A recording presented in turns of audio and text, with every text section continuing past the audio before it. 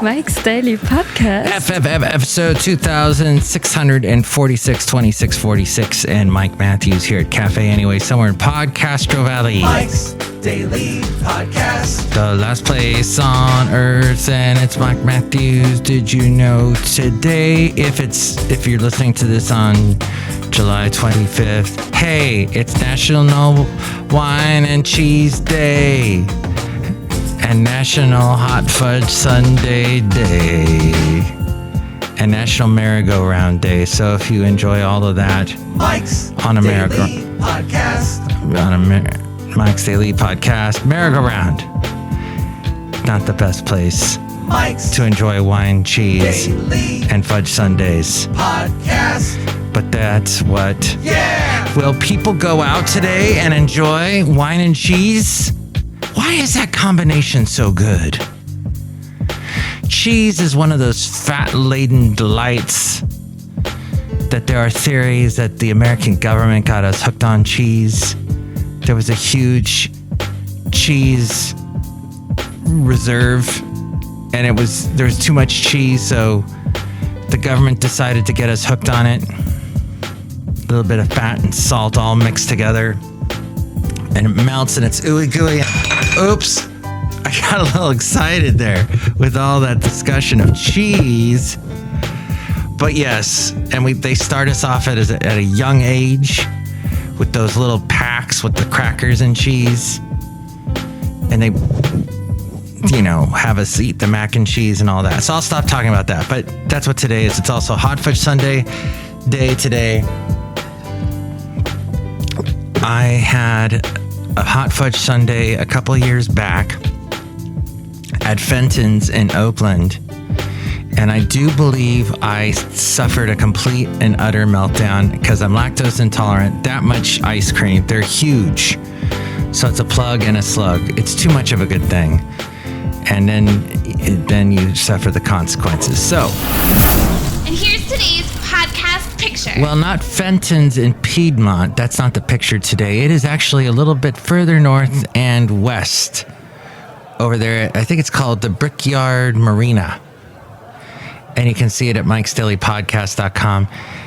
It's a nice little spot that I don't know anybody that lives there, but that would be a nice place to live. It's got houses on the water, that kind of thing, which we enjoyed a lot of when we lived in Ventura. My mom and I, everybody had a boat. Our boat was tiny, it was the size of a bathtub. The late great Basil the Boxer.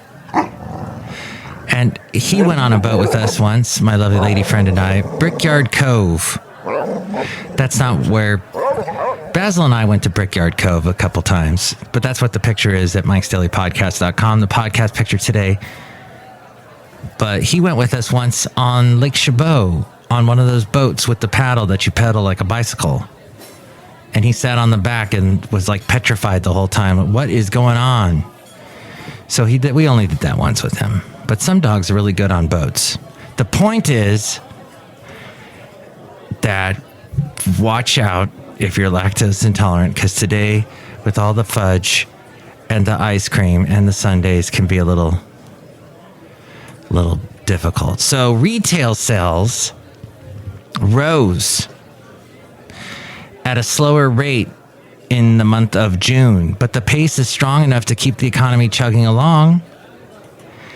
Retail sales were, $689.5 billion in June. It rose 0.2% from the month before. And that makes the third consecutive month of retail sales growth. Is that why they're saying that in this whole inflation worry or the recession worry is over with? We shouldn't worry as much about inflation. But yes, people are buying stuff, and the sales of people buying stuff was better than March and February's negative readings. That's when we were really worried. Adjusted for inflation, retail sales volumes were flat in the previous month in May, as households exercise caution and are more selective with their spending. Mike's out of left field recordings. recording everything, captures actions that will never again be repeated. Probably from hearing all. Now, it'll be interesting to see if it jumps even more with all this talk about how inflation and the recession is not going to be as bad as everyone thought and may not even materialize. Well, the recession may not materialize. The Fascinating Material Project. You will travel into the incredible universe. The consumer is slowing down, but not quite recessionary levels. So that might be why we're avoiding a recession. Ginormous. And with all this heat, it cooled down a little bit in the Bay Area, but Arizona, I think, is on like the 25th or 27th day of their over 100 degree heat. It's hot outside. That's been a boon to air conditioning related stocks, but investors should be careful that they don't get burned. People are staying inside and blasting the AC. They gotta, or they'll get sick. It's all good news for the AC stocks, though. Heat makes people think about air conditioning and what happens if electricity goes out. But more AC usage eventually leads to fixing and upgrading AC systems. Shares of heating, ventilation, and air conditioning providers are doing really well. There's CARR, Train Technologies, TT, Lennox International. They all hit 52-week highs recently. Johnson Controls is just off its 52-week high. And they are up an average of 22% since the end of May. The HVAC business has reasonable fundamentals and a good long-term outlook. But the stocks have made big moves already. And with all this talk about the greenhouse gases and climate change, and it's going to be the hottest summer, it is the hottest summer ever and all that, it's going to make the stocks go up higher. As we go outside of Café Anyway, where we bring you Mike's Daily Podcast, somewhere in Podcastro Valley. Anyway. The last place on earth. So Barbie was huge, is the biggest movie of the year so far. And Oppenheimer did very, very well for a 3-hour biopic. Did exceedingly well. How about Beanie Babies? Is that going to be the next thing? Barbies, Beanie Babies. Well, Apple TV's upcoming film, The Beanie Bubble, dives into one of the biggest and most absurd speculative crazes in history. Beanie Babies. I think I remember what those were. Oh, yeah. They were like different little dolls. And where they had beans in them. Was that the deal? And now we return you to our regularly scheduled program with Mike Matthews. The next Bachelor is the Golden Bachelor. The first senior edition of The Bachelor. Usually a young person, 20s and 30s, getting ready to wanting desperately to get married and meet up.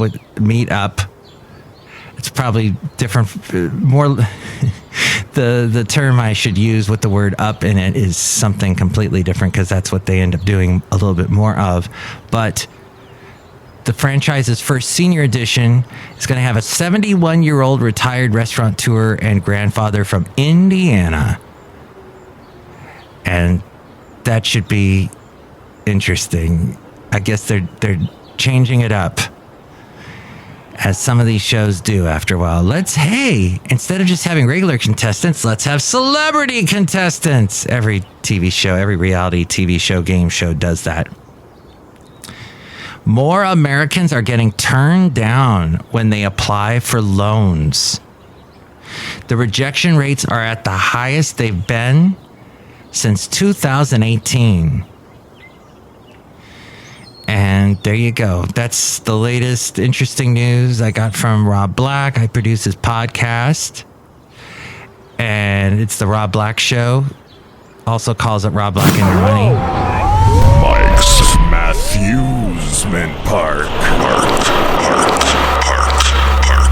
The front panel will close automatically. Please remain seated at all times. The best cities for hot dog lovers are, and we'll just do the top 3, and it's pretty much instinctual. Number 3 is Los Angeles. Number 2, Chicago. because they got the Chicago dog, which I don't think you can put any ketchup on those. That's absolutely forbidden. You can put tomatoes on them, but no ketchup. And then in number 1 is New York. You got the Coney Island and all that thing. New York, New York.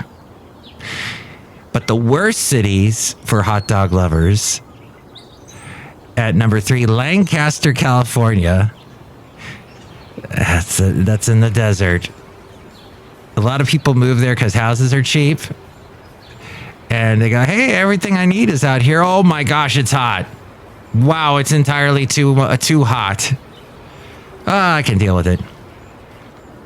Number 2 is Santa Clarita, California. That's just about as hot. Santa Clarita is where they filmed the movie Nope. Woo! And they filmed a lot of big Western movies back in the 60s, the 50s. Western TV shows were filmed out in Santa Clarita. I used to work at a radio station. I've told you about K-Hay in Ventura, California. Worked there for 11 years. And we were heard very clearly in Santa Clarita, particularly in the town of Agua Dulce. And that's all out there. As is Magic Mountain, the amusement park. And number 1 in the worst city for hot dog lovers is Boise, Idaho. What is this methodology? Methodology? Okay. Lawn Love compiled this. And they said, this is why they figured it out. Let's see. The 2 most distance, hot dog. Okay. Nobody beats Nathan's in New York. Okay, that's why the number 1 for New York. And it's red hot rival Chicago. Number 2. Let's see, but why did they diss on Boise, Idaho? Because they have potatoes? And potatoes don't go with hot dogs? Well, no, they do. French fries. A fine article. You silly, great, fat article. Honolulu and Anchorage, Alaska. Honolulu, Hawaii, land among the top 20 cities with the highest consumer satisfaction. Each region offers its own distant hot dog. Hawaii has a puka dog topped with tropical relish, and Alaska has its reindeer dogs. Aw, reindeers. They kill reindeers and turn them into hot dogs? No. With Coca-Cola glazed onions on top. Coca-Cola glaze. That's an interesting, with onions. So you cook the onions down, you pour some Coke in it and reduce it. Fascinating. Well, I can't get a reason here why they do not like Boise, Idaho, or Santa Clarita or Lancaster, but for some reason they are not hot dog worthy. Okay, outside of Café Anyway, somewhere in Podcastro Valley, where we get all this fascinating information. It is the nexus point of where all this fascinating information mashes into each other. And look who's here. Hello, my gosh, it's Madame Rootabega. All of that was very interesting. Ooh. Do you like hot dogs? Yes. Do you like a Coca-Cola onion glaze? Yes. Do you like t-shirts? No. Aw.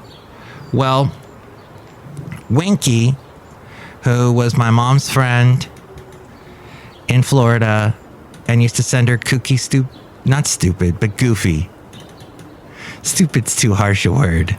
There is some kind of silly stupid, I guess. But yes, Winky, when my mom passed away, started sending me these really funny emails. So Magnification. She sent me this one email that has a lot of like little comedy type of almost meme type stuff. But she had here this email called T-shirts for seniors. If you're happy and you know it, it's your meds. T-shirts for seniors. Another one says, to me, drink responsibly means don't spill it. Here's another one. Sorry, I'm late. I didn't want to come. That's a t-shirt. That would be interesting to wear. A little gray hair is a small price to pay for all this wisdom. Another one. When I was a kid, I wanted to be older. This crap is not what I expected. Okay, it's another one here. If everyone was thinking it, I just said it.